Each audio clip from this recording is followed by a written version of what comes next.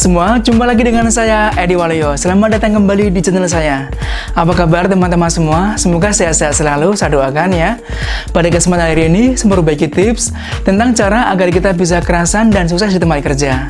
Nah, cara ini sangat berguna sekali buat teman-teman semua yang barusan lulus pendidikan atau lulus kuliah untuk berkarir di tempat kerja. Nah, karena ada caranya teman-teman semua ya, agar kita tidak pindah-pindah kerja atau bahkan kita jadi pengangguran yang lama karena kita tidak kerasan pada pekerjaan sebelumnya. Oke, jangan kemana-mana dan simak terus video ini.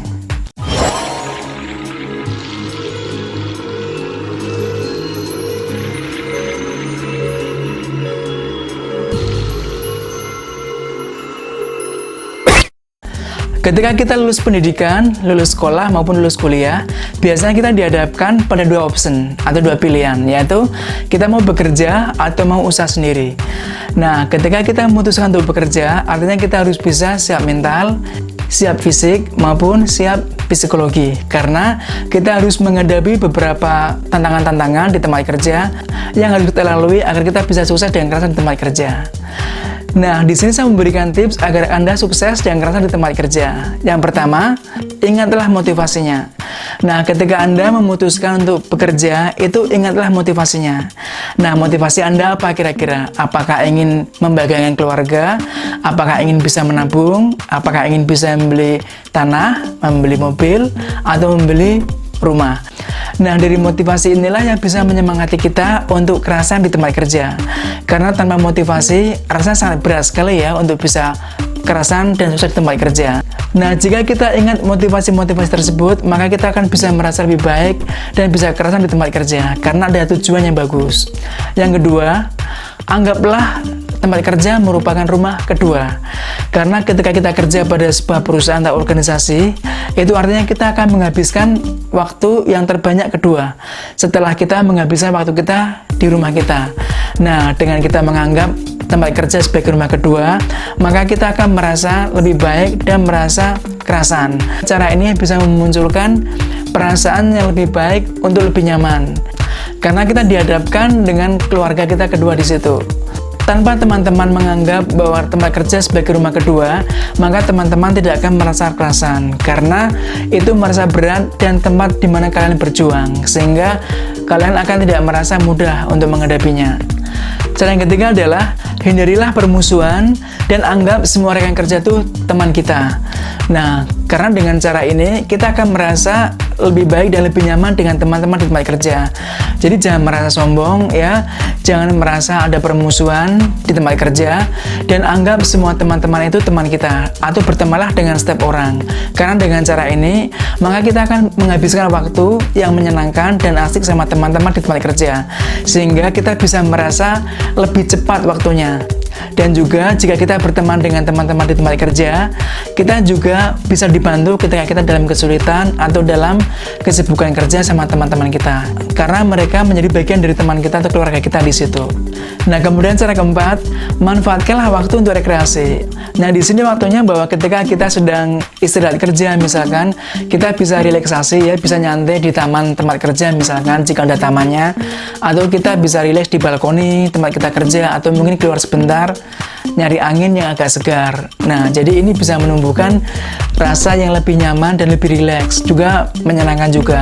Dan kita bisa habiskan dengan teman-teman sekerja, karena dengan cara ini juga bisa menyeimbangkan antara kesibukan di tempat kerja dengan kesegaran yang bisa didapatkan. Seperti itu. Ini berpengaruh sekali dengan cara kita kerasan di tempat kerja. Yang kelima, ingatlah dukungan keluarga. Nah, ketika kita memutuskan untuk bekerja atau berkarir, artinya bahwa kita ingin mendukung keluarga kita agar hidup lebih baik, atau bahkan mereka ingin kita bisa sukses di tempat kerja. Nah, ingatlah dukungan keluarga ini, karena ini yang bisa membuat kita semangat untuk bisa terus bekerja dan bertanggung jawab pada apa yang kita pilih. Karena bagaimanapun, orang tua kita atau saudara kita biasanya ingin kita sukses di tempat kerja. Jadi ini bisa menumbuhkan semangat untuk bisa tetap bekerja dengan gigih agar kita bisa sukses di tempat kerja. Nah, kemudian tips untuk keenam adalah taruhlah benda kesayangan kita di tempat kerja atau di meja kerja, karena ini bisa memicu kita untuk betah di tempat kerja atau di meja kita kerja. Karena ketika kita senang dengan benda yang kita senangi, misalnya kayak hiasan, terus kayak buku, atau mungkin kayak elektronik yang bisa dipindah atau dibawa-bawa, itu bisa memicu kita untuk betah di situ, sehingga kita bisa lebih produktif. Nah, sama halnya ketika kita jatuh cinta dengan seorang, nah kita kan ingin ketemu sama dia terus. Nah, seperti itu logikanya.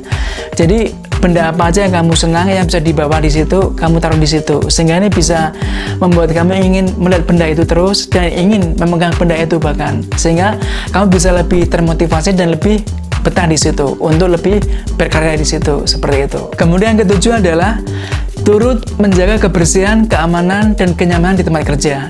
Karena bagaimana kita kerasan ataupun betah di tempat kerja jika tempatnya kotor, kurang aman, atau bahkan kurang nyaman. Nah, ini kebersihan, kenyamanan ini merupakan tanggung jawab bersama tempat kerja. Ya, dengan adanya unsur kebersihan dan keamanan ini, maka bisa meningkatkan kontribusi kita untuk betah di tempat kerja atau kerasan di tempat kerja.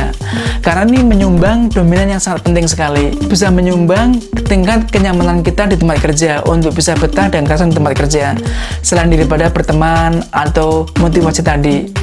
Kemudian cara ke-8 adalah ikuti prosedur kerja atau peraturan perusahaan.